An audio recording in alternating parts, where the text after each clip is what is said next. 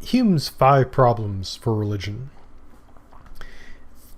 In the dialogue, the character Philo, speaking most likely for Hume, accepts that like effects prove the existence of like causes, and also accepts the conclusion that this proves that there is a cause of the universe.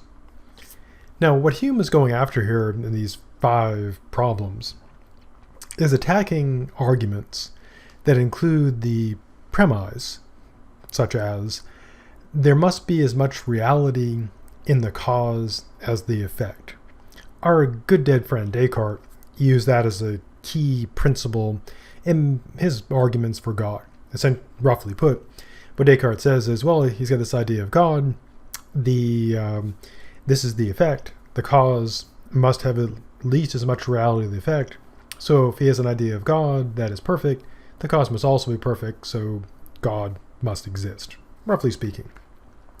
So Hume is going after that kind of reasoning, that since there must be as much reality in the cause as the effect, we can infer from the universe that God must exist. Now, his response back are these 5 problems for what he regards as traditional theism. So, first problem. He claims that a finite effect, the universe, does not justify concluding the existence of an infinite cause. So even if we grant the assumption that the cause must be as great as the effect, then if we have a finite effect, then all we need is a finite cause. Now Hume, of course, is making a critical assumption here, namely that the universe is finite. If the universe is in fact infinite, and we do accept that there must be as much reality in the cause as the effect, then we would need an infinite cause. But if the universe is finite, then his argument has some bite. Problem 2. He claims that it cannot be assumed that the Creator is perfect. Why? Well, there is no reason to believe that the universe is perfect. The universe, as even Leibniz clearly acknowledged, falls short in many ways, and we can easily imagine many improvements to it. If you spend but a few minutes, you can probably think of many things you'd want improved. Also, he notes, we don't, as far as we know, have any other universes to compare our universe to, so we really lack a standard to evaluate its goodness. How good is it? We do know it's not perfect, and so, again, his reasoning here is not that God doesn't exist. His reasoning is that if we're going to infer that God exists and God's quality from empirical observations, which is what Aquinas did, then if we look at an imperfect universe, we are not justified in inferring a perfect cause. To use an analogy, not Hume's, one that I made up, imagine you go to class, someday when we're able to have classes in person, and someone is bragging that they are the perfect student, and they're talking about how great they are and how smart they are, and they get a paper back, and you happen to see their grade, and you see they have a C on the paper. Well, in that case, you would think that they're probably not a perfect student. Now you might say, well, perhaps they're graded unfairly, but suppose you're in a few classes with them. Every class, all the exams are C's, all their papers are C. Their performance in class discussion is always pretty average. You would infer that they're not perfect. Far from their claim of being the greatest student, they're not. Likewise, Hume is not saying that God does not exist. He's saying that if you're going to infer that there's a perfect God from an imperfect universe, that's unjustified. Or so he claims.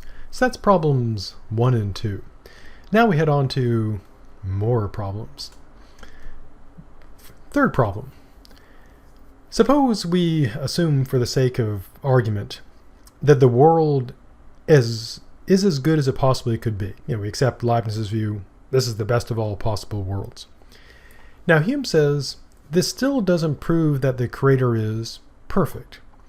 Essentially what he argues here is, maybe he's had a lot of practice. Many worlds might have been botched and bungled throughout eternity. ere this system was struck out.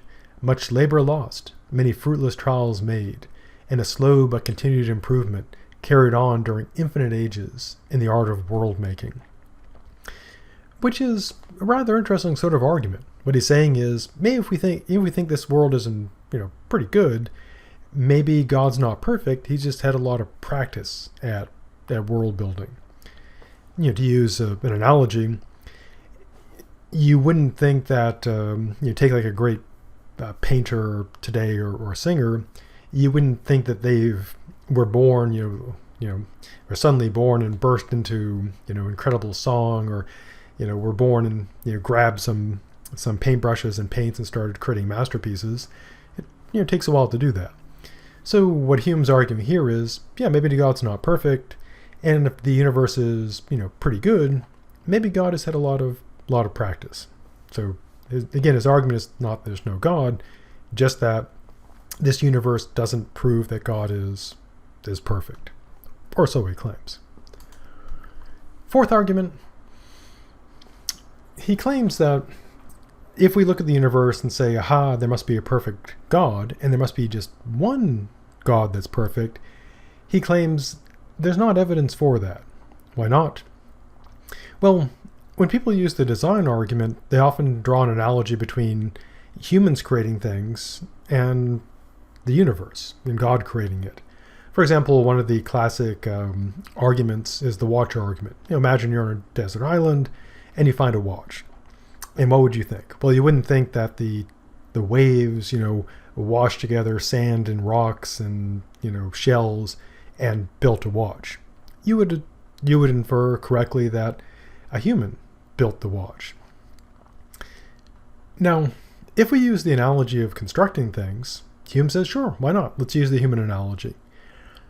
When we build very large and complex things, it's not just one person doing it. So, for example, the Notre Dame wasn't built by one person. Football stadiums, not built by one person. Giant ships, aircraft carriers, not built by one person. And so, if we use that analogy, okay, you get a big universe, it's built, so therefore it was most likely built by many gods who contributed to the creation of the universe. So again, his argument is not there's no God. His argument is, if we look at the universe and try to infer its creation, the logical conclusion would be, just as you need many humans to build, the stuff we build, you would need many gods working together to build the universe. And many,